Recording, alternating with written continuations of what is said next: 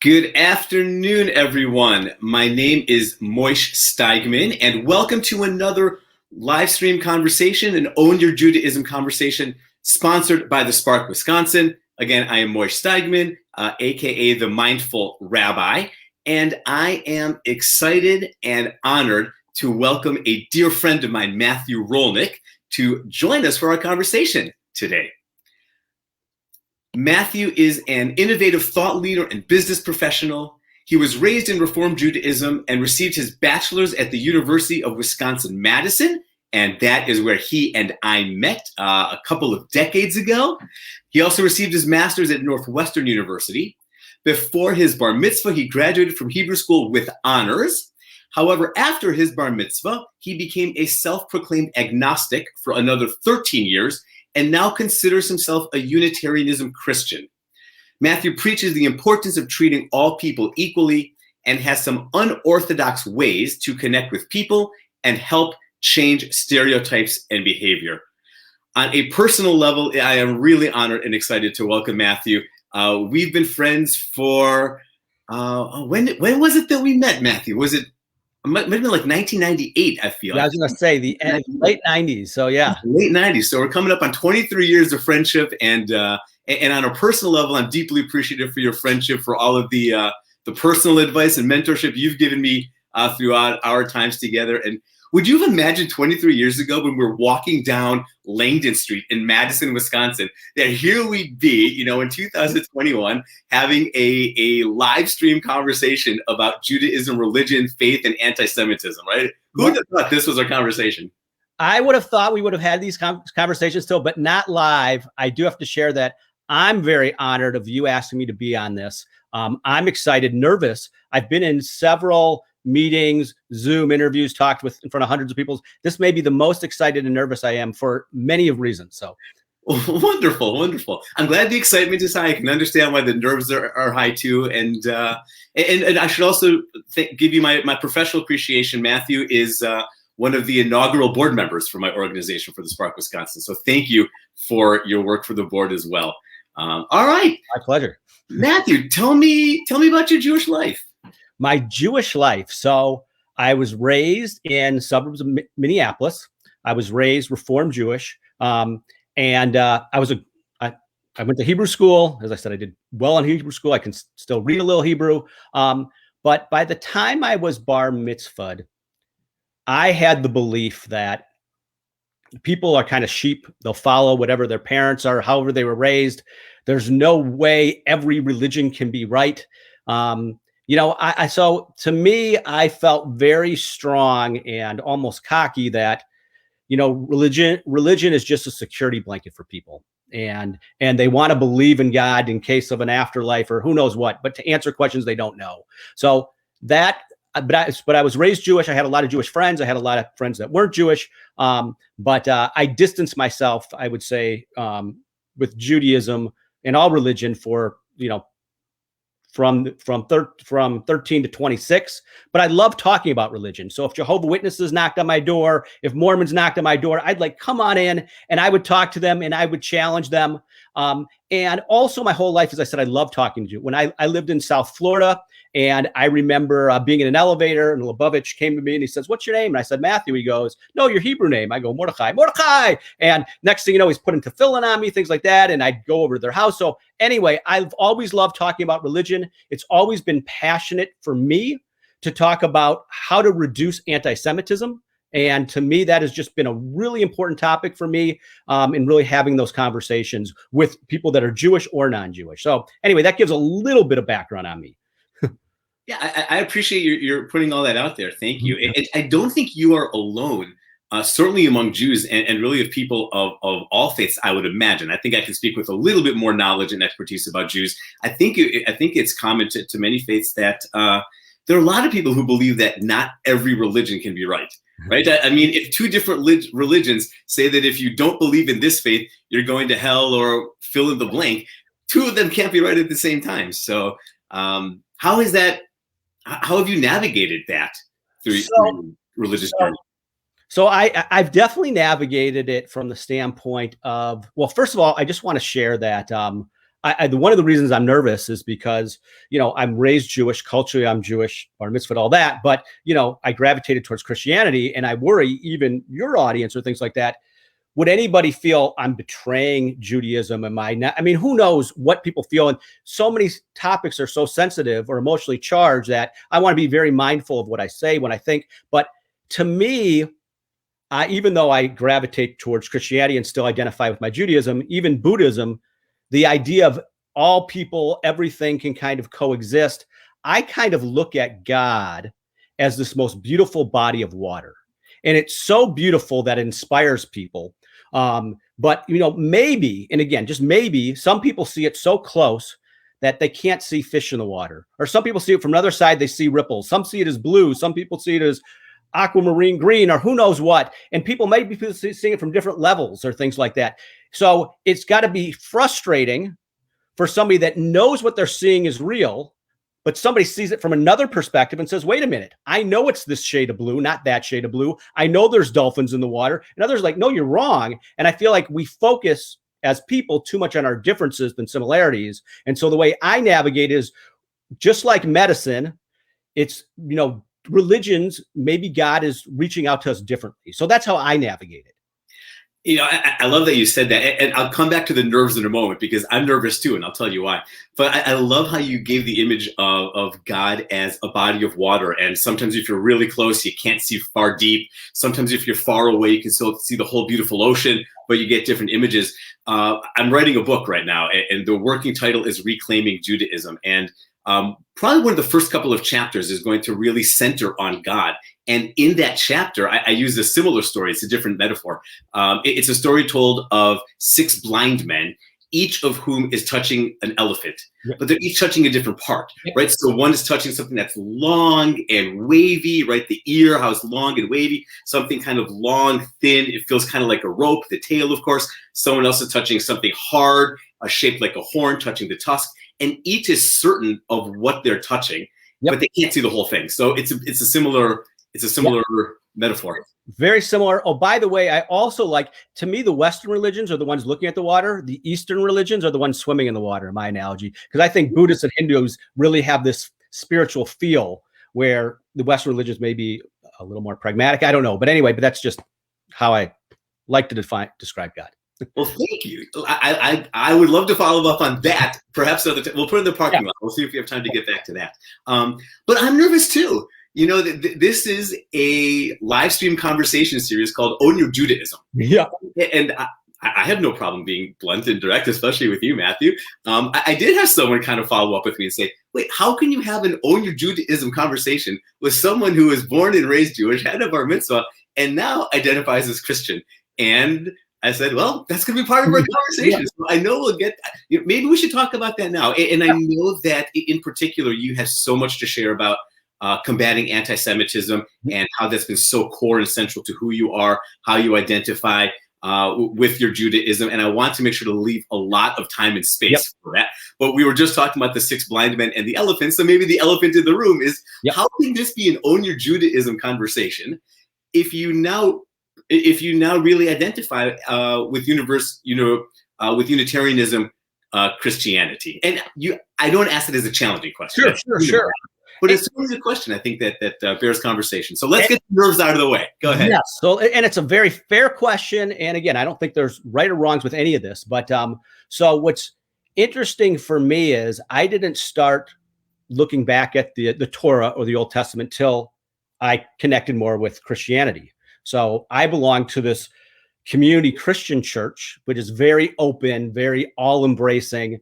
I think there's Jewish people in the congregation or things like that, but it's a very relevant messages. Actually, not this Sunday, but last Sunday, the whole sermon was on the Sabbath or Shabbat. And it actually even shared that people live longer, Orthodox Jews, that follow the Shabbos. So I just thought that was interesting, but talking about the importance of rest or things like that. But for me, obviously, culturally, I was raised Jewish, so that's always going to be me culturally. And again, to me, Judaism and Christianity, people focus so much on the differences. I focus on the similarities. For the most part, it's the Old Testament or the Torah's chapter 1. Jewish people believe there's going to be a Mashiach, are going to be coming. And Christians believe Jesus happened to be that. Now, anyway, I don't want to get into the nuances of the religion or things like that. But for me, owning Judaism, again, anti-Semitism is something that's very deep in my heart. And I feel like because I'm in a Christians men group where we talk, I can share things that they might not understand about Jewish people. And I can share. So for example, people may not know that Orthodox Jews with long beards, they might think it looks odd and that with that. And for me to share to them, hey, in the Torah, it shares, don't put a blade to the face. And they take that literally. And in some Orthodox take it more contextually or metaphorically. And so, but I can share things like that. And with people that are Jewish, I can share how some Christians may misunderstand some Jewish people. So anyways, I'm going to start with just one example or one story where helping anti-Semitism and trying to be a liaison in certain ways means something to me. So you and I went to college. We went to Madison together. I had a friend who had some negative feelings towards Jewish women. And the reason being is he asked out 2 or 3 that very cavalierly blew him off and said, sorry, I only date Jewish guys. Well, this guy, he took that personally. I feel like anytime somebody in a group, you feel unappreciated, disrespected, whatever it is, you may harbor some negative feelings. But I shared with him, hey, just to, the way I was raised, I think my parents really, wanted me to ideally meet somebody Jewish.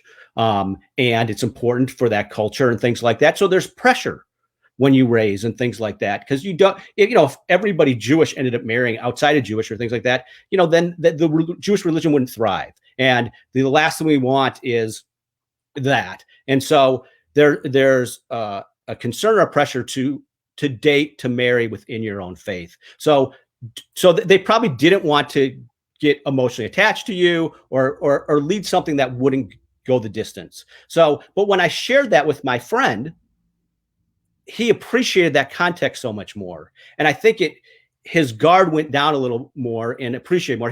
He still wishes they would have shared a little more context with it and not blew him off so aggressively. And I've shared that with my Jewish female friends that, hey, if somebody non-Jewish asks you out and you're single, if you're going to not say yes, at least share a little more. So that's one example story. I actually have a personal story that mirrors that. It was my sophomore year of college, and I'd met someone, and we were just hanging out talking. This is a whole group, and she asked me out also. She wasn't Jewish, and I gave that same response, which is I only date someone Jewish. And she came back and said to me, would you date someone who's Jewish who never practices Judaism, who is born Jewish, but otherwise never does anything Jewish? And my response was, I had never thought about that. And that was my first real opportunity to reflect on, I had been raised by the same thing. My mom said all the time, only date Jewish, only date Jewish. You can't even go on a date with someone not Jewish. That's something I've heard my whole life too. And when she asked me that question, would you date someone who's Jewish in name, but doesn't do anything? I didn't have that response either. So I appreciate that you were able to share with your friend, also begin that conversation, because it's a real question, right? So, oh yeah, that's my personal one. And by the way, the person that chatted you, as I said, there's going to be some people that may be like, hey, listen, I don't want to listen to this guy, especially anything about Jewish or anti-Semitism. By the way, I also want to get out there too. The reason too that I'm out of my comfort zone, even like the step, is because I've never talked about something like this publicly. Friends, family, things like that. I have, I don't want this to reflect, is not the same reflections or views of how I work professionally, as well as family or friends. I mean, I've kind of beat to my own drum in certain ways. And I really try to look into other people's perspectives as much as I can. And that's something I've always appreciated about you, Matthew, is first of all, how you beat to your own drum. But second of all, you are always such a direct person. You are not a person who tries to mislead, who wants to do a bait and switch. You're always really blunt and direct with who you are and how you are. I've always appreciated that. I've taken that as a personal model for myself on how to do that as well. And That's also just a reminder for everyone listening too. When we do have personal conversations, especially about theology and belief and faith and uncomfortable things, I try as hard as I can not to surprise any of my guests, and this includes Matthew. So I appreciate your willingness to step beyond your comfort zone and talk about this publicly. We were in your kitchen 3 weeks ago. That's right. Right, we were in your kitchen 3 weeks ago. We were talking about religion and faith, as we often do, and it's just like me, like, hey, do you want to come on and talk about this? So nothing here is a surprise in terms of what we're going to talk about. That being said, it's still out of the comfort zone, and I appreciate you naming that. And as long as we're going out of the comfort zone and talking about personal things, I'll bring up one more thing, which I asked permission to ask about. Something else that always struck me, and this is going to really, I think, connect with what you were talking about, how you can kind of serve as an ambassador for Jews, from Christians for Jews, really serve as an ambassador to both, was that you had always said that you wanted to marry, and please correct me if I'm wrong, you wanted to marry someone who was Muslim, right? Which we were raised being told you should only date someone Jewish. And then as a young adult, as a mid-20s adult, you're saying, I purposely want to marry someone who's Muslim, which on the face of it strikes it as the exact opposite of what we're supposed to be doing. And if you're just listening, please do not put the word supposed in air quotes, right? It flies in the face of what we're supposed to be doing. Can you talk more about that? Well, sure. So again, I'm a very idealistic person. I grew up with Dr. Seuss books, and I remember the book called like The Sneetches, where people had 1 star, 10 stars, 3 stars, and things. And basically, the overall message of the book is we're all humans, we're all people. And I've never been to Israel, which is still one of my goals, is important to me. But to me, obviously, I've always felt connected to anyone Jewish I meet. There's something I can't explain, but I feel this extra connection or familiarity with. People who are Muslim or things like that. My understanding is Isaac, Ishmael, we share the same father. We've got this, they're family, they're half brothers.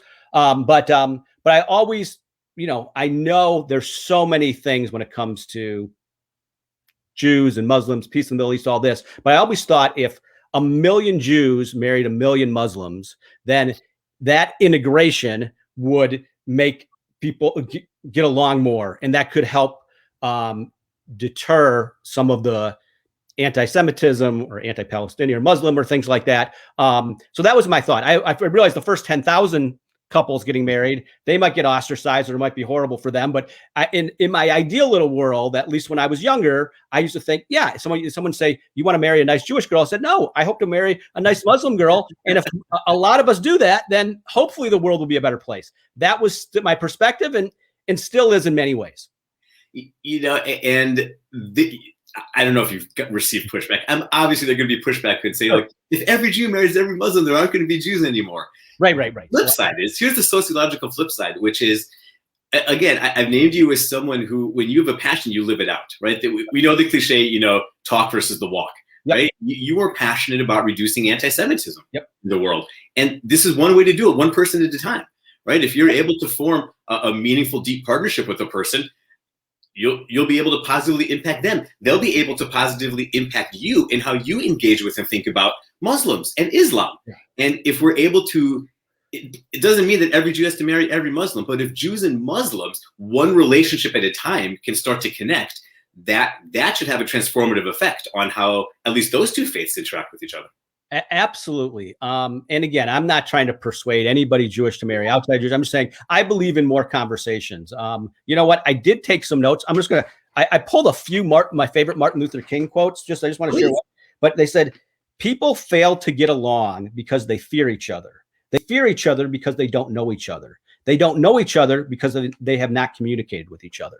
And to me, that was always a powerful quote, because I just challenge. I have several Jewish friends that their only friends are Jewish. And I feel like it's important to have Jewish friends or whatever ethnicity background you are. But it's also important to branch out and have friends that are, in my opinion, every religion and things like that. And I feel like, so that's always important to me. I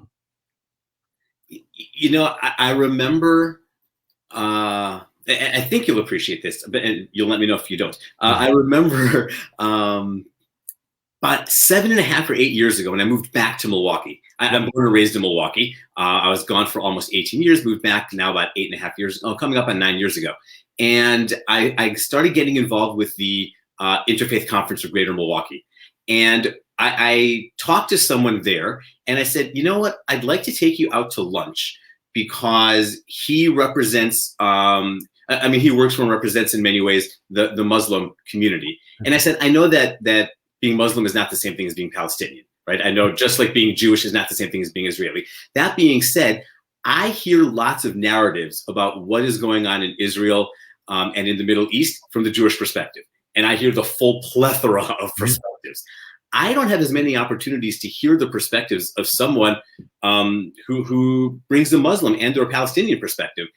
And I just said, I want to go out to lunch and to the best of my capacity, shut up and listen and just tell me the story of what's going on in Israel from your perspective.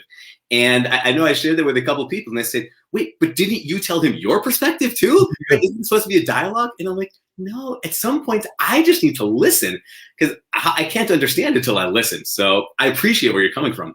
I think, again, I don't want to get so much into the topic, but again, I do think what you shared, I think it's just so important. If we're going to make real progress, to really listen to all perspectives. And again, it's not, maybe your perspective doesn't change, but at least to hear, to connect with people on a human level and not to basically just speculate or assume anybody in a certain group are just bad because of that. Everyone's raised different. They hear certain stories, anyway, so I'm with you on that.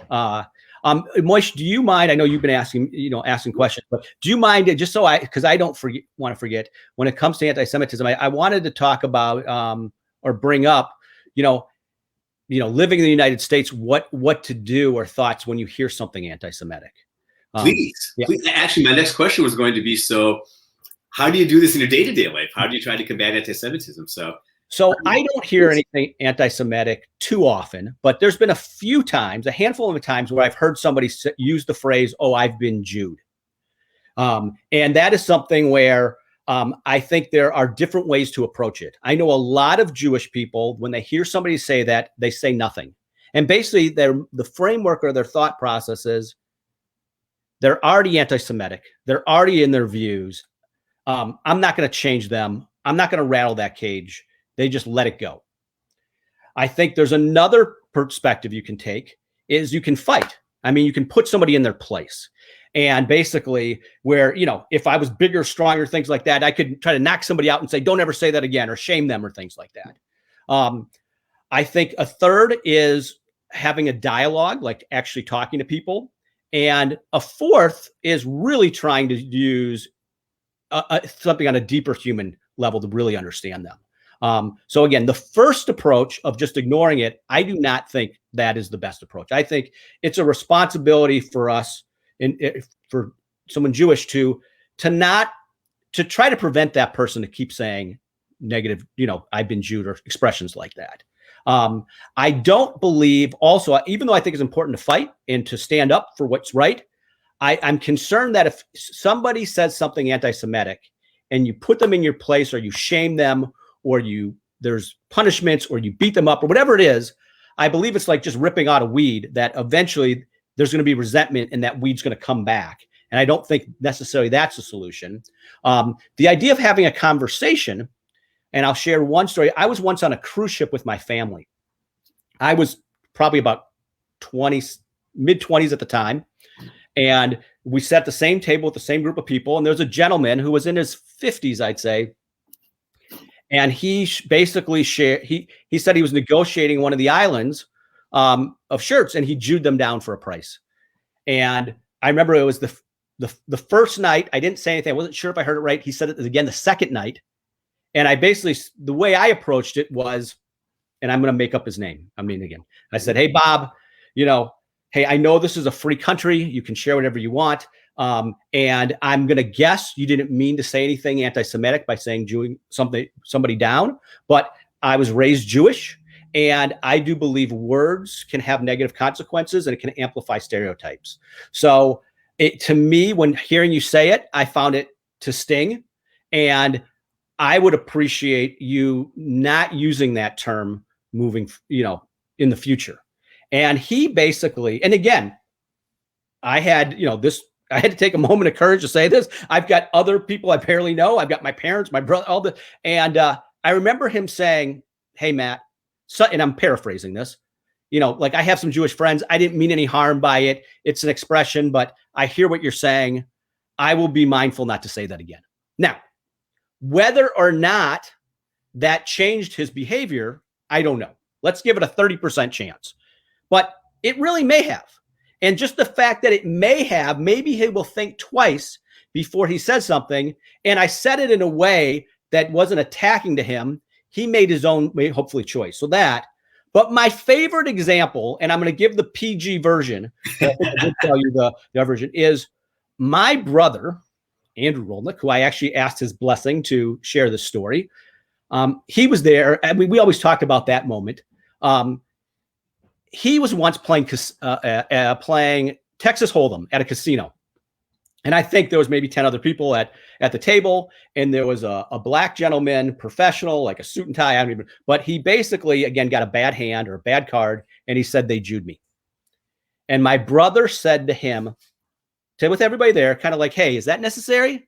And like, why go there? And the guy said, hey, listen, I'm in the business world. I work with Jewish people, guys. I hear that all the time. They use the N-word around me. Grow up, have thick skin, deal with it. He kind of said to my brother. And my brother did something which I thought was brilliant, is he used humor. And he basically kind of did a spin-off of, like, a reverse the stereotype kind of thing, but used humor. And he made this guy laugh so hard that he said, hey, brother, I'm with you. I won't say that again. I mean, and it was brilliant. So to me, a mentor of mine to help fight anti-Semitism is Adam Sandler. His song, his Hanukkah song, he reminds people how many Jewish people are half Jewish, or Harrison Ford's a quarter Jewish and not too shabby. It's hilarious, but it's a human moment that connects people. And I feel like it's those human moments that are the most important. And anyway, so that's my 2 cents with it. I love all those stories, and I can reflect personally on them, because I remember one time where I don't remember how it came up, but I think you might have asked me, because you like asking me direct questions and challenging me questions, like questions in a way that call me forward. And you asked, because I mentioned something about being at a bar one time in Madison and someone saying he Jewed me out of whatever it was. And you asked, what did I do? And I said, it seemed like he was just making an innocuous comment that didn't really do anything. And, I know now we like to say that you're being called forward rather than calling someone out, because calling someone out has it, but you're allowed to call me out because we're friends. That's what we do. You called me out. And you basically said, Moishe, you can't do that. I mean, you said it in a much more erudite way, in a much more kind-hearted, but still a firm way. Like, how can you let that go? And I have to admit, like, the questions that I have is, how do I say it? What do I say? And one thing that you've done is you've just given us language, Matthew, for how we can engage, right? With your story, how you can engage in a way that doesn't bring shame to the other person. Because as soon as you start shaming someone, odds are they're going to get defensive and or angry. Yep. Right. So you've given us language. And then through your brother's story, you really helped identify that this can be kind of scary. Yep. I play poker too. I enjoy playing poker in a casino. When people ask me what I do not tell them my profession, because every once in a while the Jewish conversation gets up, and unlike your brother, I just don't want to deal with it. Yeah, right? I really just don't. And again, when you're playing in a casino, if you're losing money, tempers are high, emotions are high. Not usually the best place to engage in this kind of conversation. And I thank you, Matthew, for helping give language for how to do things. I thank your brother, Andrew, for reminding us that it does take courage for both of you. It takes courage to step forward. And just because you're scared isn't usually a compelling reason to let stereotypes, let anti-Semitic language just go by. Yeah.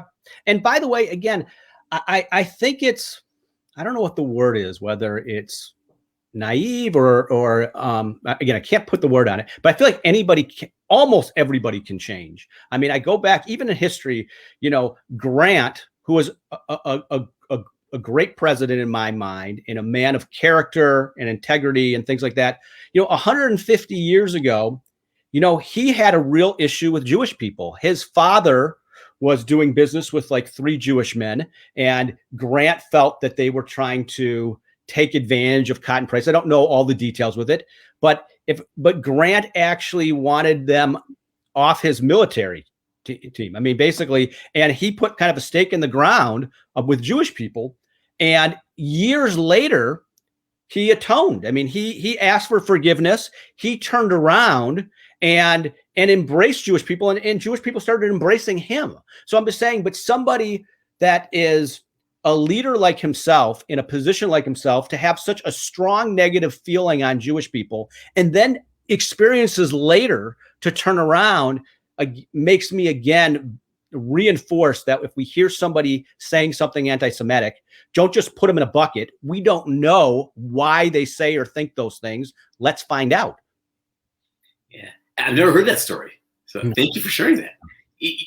It's also a reminder too that I think it's human nature to think the best of ourselves and not give other people as much credit as we give ourselves, right? Like people will tend to say, I'm enlightened, I'm willing to learn, I'm willing to grow, I have the capacity to change, but I don't think the other person can, right? And there's almost a hint of ego when we say, you know what, I'm not going to say anything to anyone else because they're not going to change. They're set in their ways, right? I can be flexible and understanding, but they can't.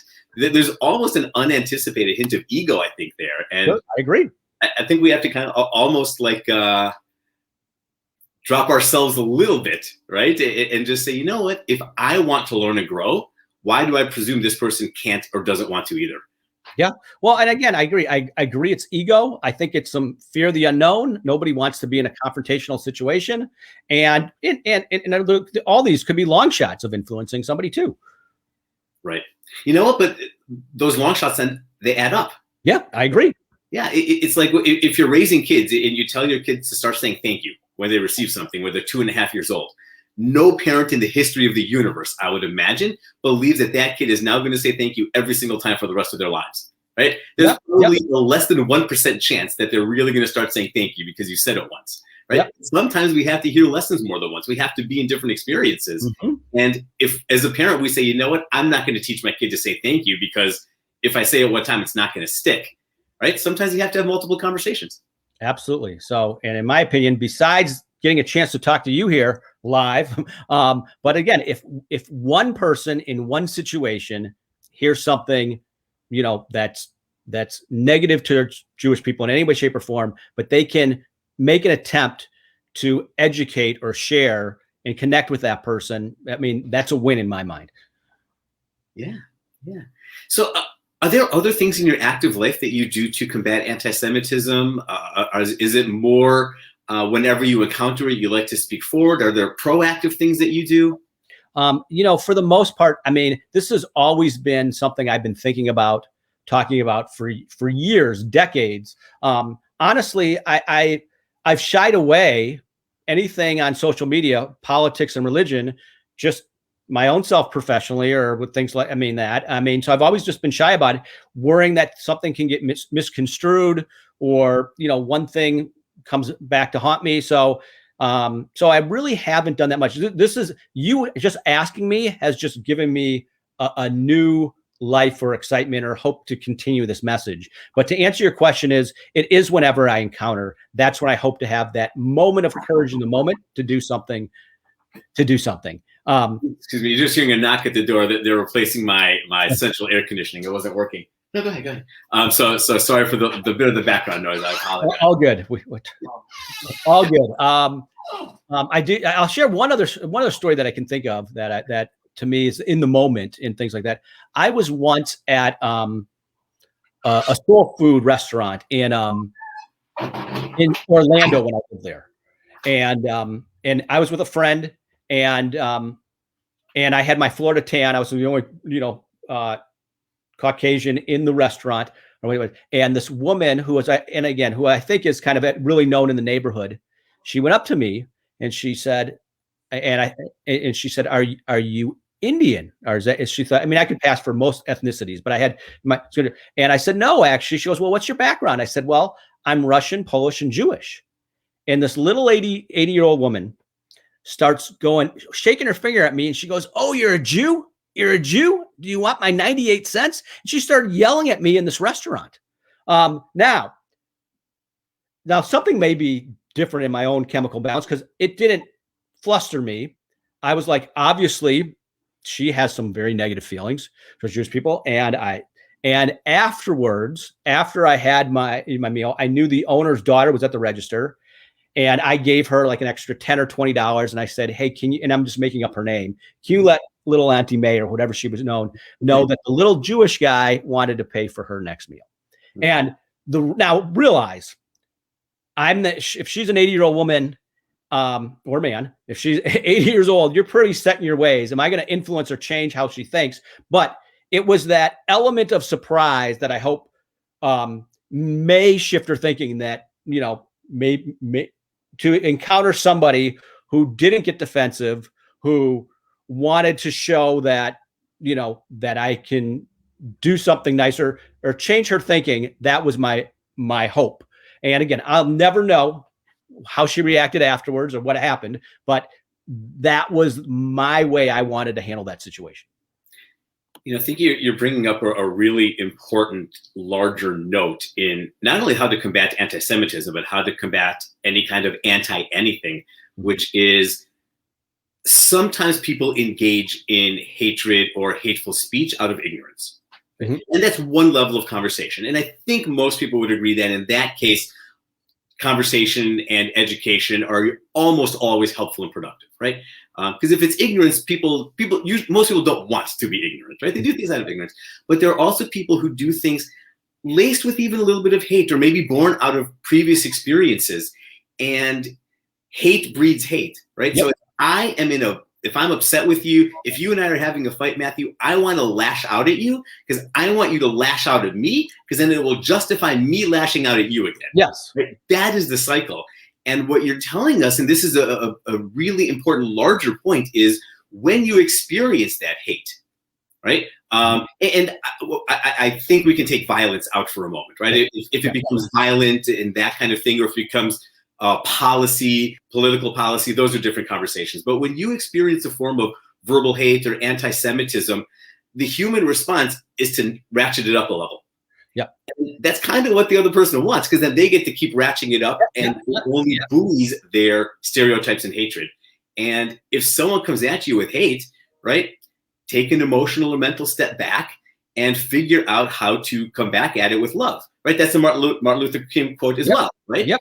I don't know if you have it written down, and you might know it better than I do, but yeah, I think it's like only light can combat darkness, and right, darkness cannot combat darkness, only light can combat darkness, and hate cannot combat hate, only love can combat hate. Yep. And that's what you're doing here, right? Yep. They're coming at you with her verbal fists about 98 cents, and you come back with the $15 to cover her meal. Yep. Which, by the way, I did put another quote from Martin Luther King. He said, "Love is the only force capable of turning an enemy into a friend." So that's another Martin Luther King quote. Beautiful. Yeah. Thank you. Yeah. Now my brain is starting to percolate, because I realize I asked you a question and I don't know if I have a great answer, which is what am I doing actively to combat anti-Semitism? I know what I do passively or as a reaction. I don't know if I have a great answer either. Well, I mean, you living a moral life and treating people well or things like that, I think is just leading by example, and having real conversations. I mean, this is an example or things like that. And I know you have friends that are Jewish and non-Jewish as well. So, I mean, I think that's all important. So you having real open conversations and doing it with a good place in your heart. I mean, you're doing it, but I feel like we all can do more active things. I will, I'll share another thing. I mean, again, I challenge Christians in a lot of areas. So I'll share one example, where Christians who are very evangelical, that's not my style. And I feel like but again, from a human standpoint, I think that in their heart, they think they're doing something good and they want to save people or whatever their reason. But I don't believe that it's effective. Nobody wants to say, hey, my way is right, follow me. So I try to encourage them not to. And I even challenge them, and this is even more crazy unorthodox, is you said earlier about can only one religion be right. I remember there was a South Park episode where all the religions were there, and at the end they said Mormon's right, and everyone's looking around, and it was just what. But anyway, but I challenge traditional, I'd say Christians, Baptists, Lutherans, Catholics, whatever, to saying, imagine if someone who's Mormon, who's not only Old Testament, New Testament, Torah, New Testament, they believe there's a chapter 3, that Joseph Smith is this prophet. How would you take it if somebody Mormon said, hey, listen, I've got a fuller truth. You should come to the Mormon church and come with me. And not only can you save yourself, you can save your ancestors. You know, we do have all this genealogy stuff. I'm just saying, how would you feel if somebody said with 100% conviction, their way's right, follow me? And, you know, now usually it doesn't land that well because they don't think it's a fair analogy or metaphor, but I think it is. And I share that, you know, people aren't going, that it comes across as potentially condescending, or it can come off. People don't want to hear that. If they're open, if someone approaches you and they want to learn more, great. But be very careful and very mindful when you are evangelical, because, you know, from a Jewish perspective, it would never have worked for me. I mean, nobody. I mean, so anyway, so that, and then I like challenging my Jewish friends and family to be very choiceful in their words. So we want you. I believe every group is special. Every group's important. Nobody should feel any better, any worse. Once you think one group is even a tiny bit less or not as special, then things I feel like can go south. So even words in our own language, like I hear the word goy or schwarze, those are not, in my opinion, inclusive, positive words. Now you can argue if they're neutral or not, or things like that. I've had enough conversations where that's not my interpretation.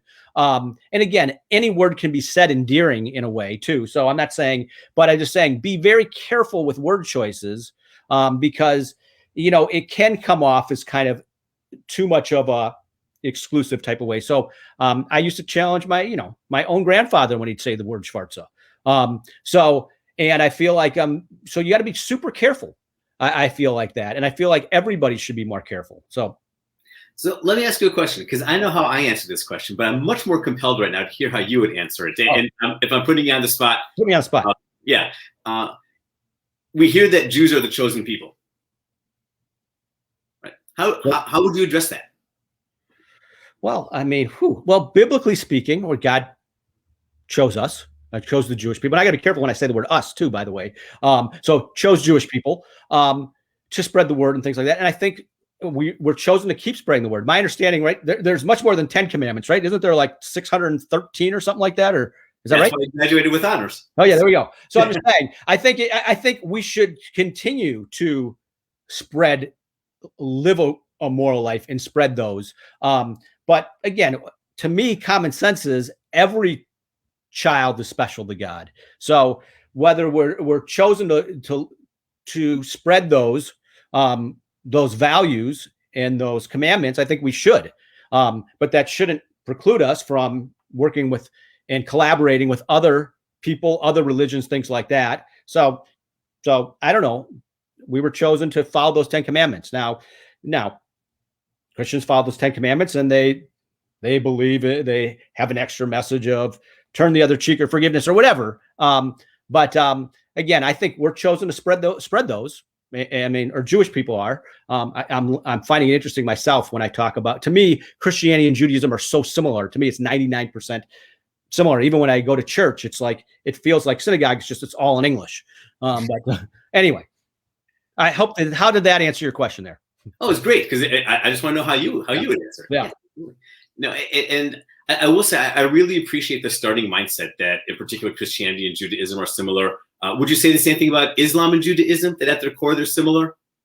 Well, you know what? I haven't studied Islam enough. I did once when I lived in South Florida. I once decided to just walk into a mosque just because I was curious. I said, Salam Aleichem, and they treated me like a brother, and they gave me a Quran and things like that. So my understanding, I mean, you tell me, don't they also believe in the Torah? And then and Muhammad was inspired by God to share a message. So, you know, if God had the Jewish people, the chosen people, spoke to them, I'd like to believe God has other messengers or people or prophets or whatever to speak to other people. So anyway, again, just kind of like the Buddhist philosophy, different medicines can work different for people. That's why I don't believe in a one religion fits all. I think it's beautiful when people have different religions and can share, just like your elephant or water example. So I was about to give a personal reflection, but I'm not going to, because Betsy, who's a member of my congregation in Green Bay, just made a comment on Facebook. So I'll use her words rather than mine, because they're beautiful. She says, enlightened broadcast today, important conversations and discussion. If the spark of God is in everything, then all have a piece of God and truth. But no one has all of the truth. And also loves the Martin Luther King quotes as well. So, right, that's essentially what you're saying, right? And I try to say this too, which is, I know what my title is. I know my title is Rabbi, and the expectation is that I have a stranglehold on truth, or that I have greater understanding of truth than anyone else. All I have is what I consider a best guess. This is what works for me. I think this helps me be a better person and helps make the world a better place. I know that sounds cliche. No. And I think if people in general were to follow the path that I follow, I think they'd live pretty good lives. I know good is a judgment term, and I think the world would be a better place. It doesn't mean that what I choose to do is the only way to be a better person or to make the world a better place. I love that, and I definitely greatly appreciate your comment. And it's funny too, is I believe I'm a constant learning as a student, and I don't believe there's, my faith gets challenged and fluctuates daily. But I feel, again, that it's constantly learning, it's constantly understanding people. And I do feel like the more you talk to other people, the more you get different perspectives. So, yeah. So, and I'll give you one other reflection too, if I may. And I took notes here. So let me pop this one up. I'm gonna check my notes too if there's anything else. Actually, why don't you go first? If you have something else in your notes, let's do that first. Really not much else. I took a few Martin Luther King quotes. He had another one says, we must learn to live together as brothers or perish together as fools. And there was a quote I couldn't find, but I thought I remembered. So I'll paraphrase. Whenever talking, whether it's religion, anti-Semitism, politics, anything, it's really hard on a point-to-point changing somebody's mind. I mean, people are very strong in their opinions, but I think the goal is to change somebody's heart. And if they can feel what you're feeling, you can feel what that is where I try even harder, because I'll never win in most debates with people. But if they see my heart and I see their heart, I think that's where real progress can be made. So I love that. Changing hearts rather than minds. I love that. So the other reflection that I had when you were speaking is I think we often translate the Hebrew word navi as prophet, right? So we look at Moses as a prophet. We look at Isaiah, Jeremiah, Ezekiel, Amos, all of them as prophets. And when we think of a prophet, we think that the job of the prophet is to share God's word with the people. Yep. That's what a prophet is. This is not an original thought of mine, but I've heard it and I fully adopt it. I think prophet is a poor contextual translation of the word navi, because I think the job is not to be a prophet, but rather an intercessor. That the job of the navi is to intercede with the people on behalf of God, and also to intercede with God on behalf of the people. Right? The reason that Moses was such a compelling navi, such a compelling intercessor, is because he helped the people see what God was saying, and he helped God see what the people were saying. Right? And in many ways, it sounds to me like that's what you're trying to do. And I know you well enough. You wouldn't, put a couple more pillows on your couch so you can sit higher and higher and elevate yourself. You wouldn't walk around calling yourself an intercessor in the same way. But it really sounds like that's what you're doing. You use the word liaison, right? That part of the privilege that you have, being born a Jew, raised a Jew, culturally connected with Judaism, proud of your Judaism, and being connected with the Unitarianism Christian community, is you can really be an intercessor. You can really help Jews understand in some ways how other people look at them, think about them, what we can do to change the narrative about ourselves.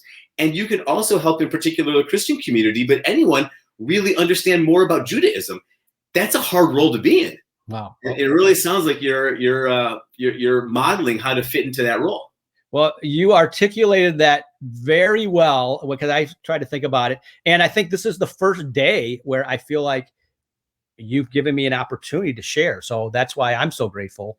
And by the way, too, I don't know if I'm just going to put my email out there, but if anybody reaches out to you whether they like what I'm saying or if they don't like what I'm saying or anything like that, or they want to challenge or ask, feel free and share. You've got my personal email. I mean, to me, as I said, I feel like it's an important dialogue. And again, my goal is to keep improving and making sure my message is for positivity. And if for any reason it isn't, I want to know. And if for every reason it is, I want to know. So thank you. So once again, if anyone wants to reach out to Matthew directly, if you have a question, if you had a comment and you didn't feel comfortable posting it on Facebook Live, and or if you're hearing this afterwards, then reach out to me, and I have Matthew's permission to share his email. And I'll share a couple more thoughts that have been coming up on Facebook. Betsy also writes in again, having been raised a Christian and now a Jew and going beyond, it's created a lot of perspective on religion, spirituality, God, life, compassion, and more. And perspective is so important. And she loves the quote about changing hearts. So she wanted to emphasize that too. thank you, Betsy. So thank you, Betsy. And Shara, who is also a member of the synagogue community, my synagogue community up in Green Bay, writes that I appreciate your perspectives and commitments to inclusivity and the metaphor you used about us all with the same God, water, and just highlighting different aspects of it. I think these views and conversations are really important for us to live with love, compassion, understanding, and appreciation for one another in our big human family. And she also appreciates the idea of how you embody being a bridge. So that was some at least instant response. Thank you. That's wonderful to hear. Love it. Any other final comments or thoughts, Matthew? No, I just appreciate your friendship, your mentorship. I love what you're doing. And again, I'm just grateful to be part of this and hopefully to continue our conversation and friendship. Great. Thank you. And thank you so much again for your willingness to join. I consider it a personal favor, professional favor. And I'm really honored that of all the forums that you could use to really start talking publicly for the first time about your faith, your life, your connection with multiple faiths, your passion for combating anti-Semitism, I am overwhelmed and honored that you chose this platform. And I thank you again for your friendship and for serving as such a personal and professional mentor for me along the way. Wonderful. Well, love you, Rabbi. Love you, brother. And I look forward to our next conversation. Thank you. Love you too. We're going to have many more. All right. Thank you all very much for joining. And once again, this is an Untitled Judaism live stream conversation sponsored by the Spark Wisconsin. Have a wonderful day.